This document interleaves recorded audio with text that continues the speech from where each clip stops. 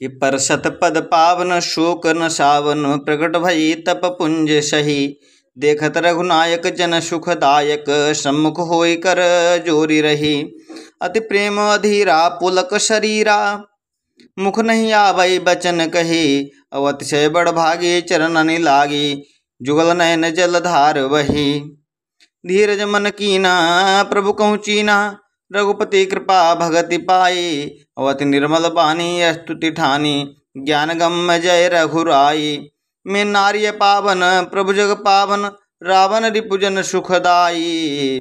राजीव बिलोचन भव भय मोचन पाहि पाहि शरण नहीं आई। मुनि श्राप जो दीना अति भल कीना परमानुग्रह में माना।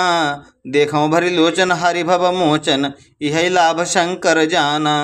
बिनती प्रभु मोरी मैं मति भोरी नाथ न मागऊँ बर आना। पद कमल परागा रस अनुरागा मम्मन मधुप करई पाना। जय पद सुर सरिता परम पुनीता प्रकट भई शिव शीश धरी। सोई पद पंकज जेहि पूजत अज मम सिर धरे कृपाल हरि। यही भांति सिधारी गौतम नारी बार बार हरि चरण परी।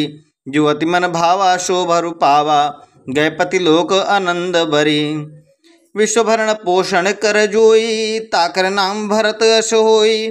अस प्रभु दीन बंधु हरि कारण रहित दयाल। और तुलसीदास सटते ही भजो छाड़ी कपट जंजाल। कि विश्वभरण पोषण कर जोई ताकर नाम भरत अस होई। जय श्री राम।